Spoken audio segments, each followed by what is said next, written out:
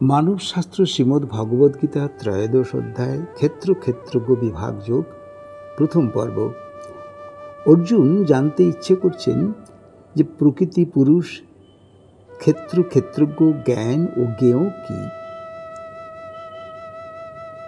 প্রকৃতিং পুরুষং চ এব ক্ষেত্রং ক্ষেত্রজ্ঞম এব চ এতদ্ বেদিতুম ইচ্ছামি জ্ঞানং জ্ঞেয়ং চ কেশবঃ। হে কেশব, প্রকৃতি ও পুরুষ, ক্ষেত্র ক্ষেত্রজ্ঞ এবং জ্ঞান ও জ্ঞেয় এইসব জানতে ইচ্ছে করি। ভগবান উত্তরে বলছেন, ইদং শরীরং কৌন্তেয় ক্ষেত্রম ইতি অভিধীয়তে এতদ্ ইয়ো বেত্তি তং প্রাহু ক্ষেত্রজ্ঞ ইতি তদ্বিদং।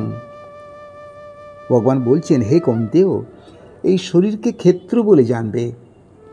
যিনি একে জানেন তিনিই ক্ষেত্রজ্ঞ, অর্থাৎ শরীরকে যিনি জানেন তিনি ক্ষেত্রজ্ঞ।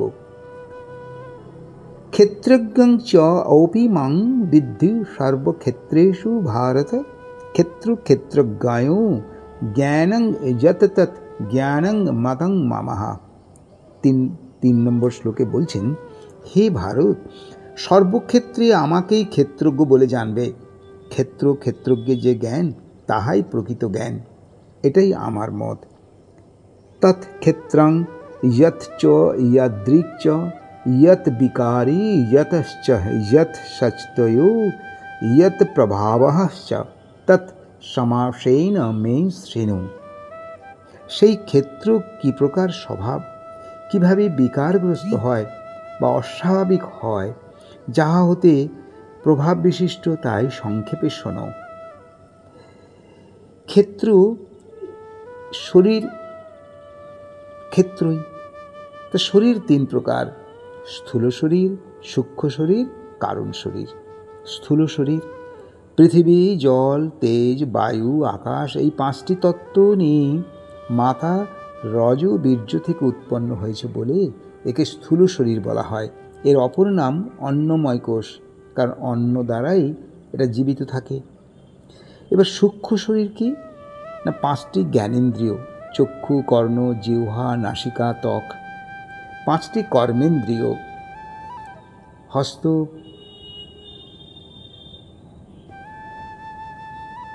মুখ,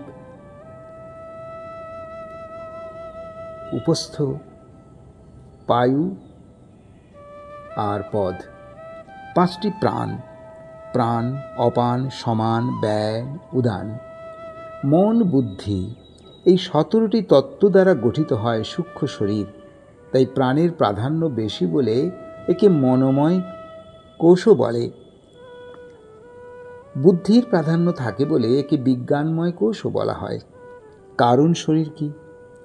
মানুষের সুষুপ্তি অবস্থা, জাগ্রত ও স্বপ্নাবস্থায় সুখ বা দুঃখ থাকে, কিন্তু সুষুপ্তি অবস্থায় শুধু আনন্দ, তাই একে আনন্দময় কোষও বলে। ঋষিভি বহুধা গীতং ছন্দোভি বিবিধৈ পৃথকা ব্রহ্মসূত্র পদহি চয়েব হেতুমদ্ভি বিনিশ্চেতই। 5 নম্বর শ্লোকে বলছেন, ঋষিগণ বহু প্রকারের ব্যাখ্যা করেছেন বিবিধ ছন্দে, পৃথকভাবে এবং যুক্তিযুক্তভাবে, যা ব্রহ্মসূত্রের পদসমূহে বর্ণিত হয়েছে। 6 নম্বর, মহাভূতানি অহংকারো বুদ্ধি অব্যক্তম এব চ ইন্দ্রিয়াণি 10 একং চ পঞ্চ চৈন্দ্রিয় গৌরহ। অর্থাৎ পঞ্চ মহাভূত, সমষ্টি অহংকার, বুদ্ধি, 10 ইন্দ্রিয়, এক মন ও পঞ্চ ইন্দ্রিয়ের বা শব্দের স্থূল বিষয়। ইচ্ছা দেশং সুখং দুঃখং সংজ্ঞাতং চেতনা ধৃতি এতং ক্ষেত্রং সমাসেন সবিকারং উদাহৃতম। এখানে বলছেন যে ইচ্ছা, দেশ মানে হিংসা, সুখ, দুঃখ, সংঘাত মানে বিবাদ, চেতনা, ধৃতি বা ধৈর্য, এই সমস্ত বিকারগুলি সংক্ষেপে বলা হলো। এবার শোনো, মোট সাধনের বিষয়গুলি। এখানে 20টি সাধনের কথা বলা হয়েছে। অমানিত্যম, অন্ধি অদভ্যিকতম, অহিংসা ক্ষান্তি আর্জবম আচার্য উপাসনং শৌচং স্থৈর্যম আত্মবিনিগ্রহ। অর্থাৎ এখানে বলা হয়েছে যে শ্রেষ্ঠ ভাবনা না থাকা অমানিত্যম, আর দম্ভভাব না থাকা অর্থাৎ অদম্ভিকতম, অহিংসা হিংসা না থাকা, ক্ষান্তি মানে ক্ষমা, সারল্য আর্যব মানে সারল্য, আর আচার্য উপাসনং মানে গুরুদের সেবা সদাচার, শৌচম অর্থাৎ নিজেকে শুচি রাখা, স্থৈর্যম আর আত্মবিনিগ্রহ অর্থাৎ গুরু সেবা, শৌচ, আত্মসংযম অত্যন্ত প্রয়োজন। ইন্দ্রিয় অর্থেষু বৈরাগ্যম অনহংকারঃ এব চ জন্ম মৃত্যু জরাব্যাধি দুঃখ দোষ অনুর্দশম।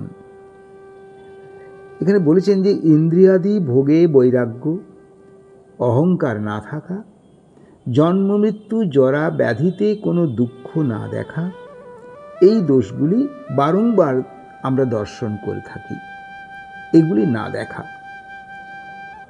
আসক্তি অনভিসংজ্ঞং পুত্রদার গৃহেদিষু নিত্য চ সমচিত্ত তথ্যম ইষ্ট অনিষ্ট উপপত্তিষু।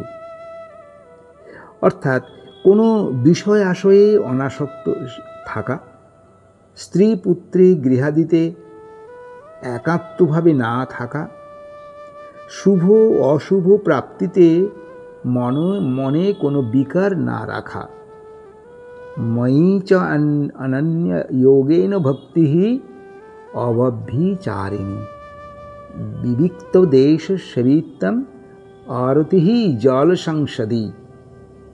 অর্থাৎ নিত্য আধ্যাত্ম জ্ঞানে নিষ্ঠা থাকা, প্রতিনিয়তই আধ্যাত্ম জ্ঞানে নিষ্ঠা, তত্ত্বজ্ঞান বা মোক্ষ বিষয়ে আলোচনা, এগুলিকেই জ্ঞান বলা হয়।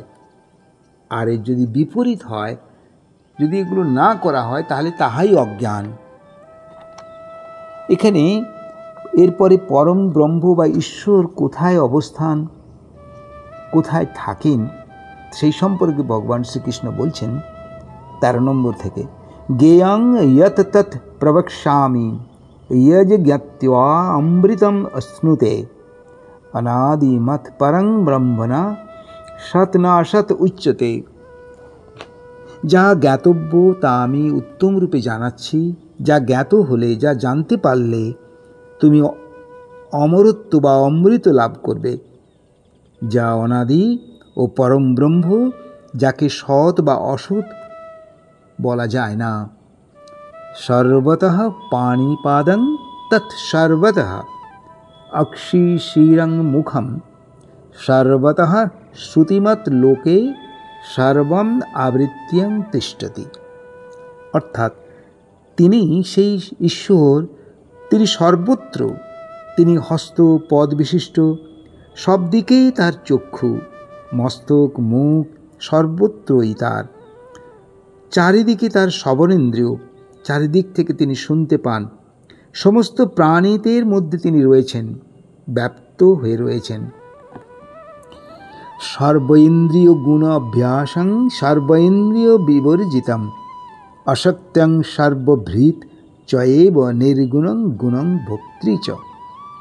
এখানে বলছেন তিনি সমস্ত প্রাণীর অন্তরে এবং বাহিরে, স্থাবর বা অস্থাবর ও তিনিই সূক্ষ্ম বলিয়া জ্ঞানের অগোচরে, তিনিই দূর আবার তিনিই নিকটে।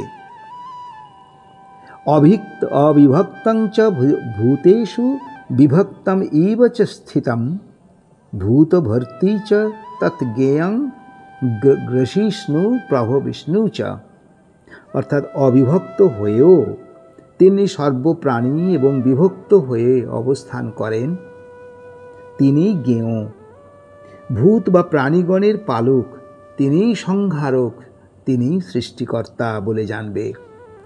জ্যোতিষামপি তৎ জ্যোতি তমসাৎ পরমুচ্যতে জ্ঞানং জ্ঞেয়ং জ্ঞানগম্যং হৃদি সর্বস্ব ধৃষ্টিতম। অর্থাৎ জ্যোতিগণেরও জ্যোতি, অজ্ঞান রূপ অন্ধকারের অতীত জ্ঞান, জ্ঞানগম্য সকলের হৃদয়েই তিনি অধিষ্ঠিত রয়েছেন। ইতি ক্ষেত্রং তথা জ্ঞানম জ্ঞেয়ং চ উক্তম সমাসতঃ মদ্ভক্ত এতদ্ বিজ্ঞায় মদ্ভাবায় উপপদ্যতে। 19 নম্বর শ্লোকে বলছেন, এরূপে ক্ষেত্র জ্ঞান ও জ্ঞেয় সংক্ষেপে উক্ত হল। আমার ভক্ত এটিকে জেনে আমার ভাবেই প্রাপ্ত হবেন।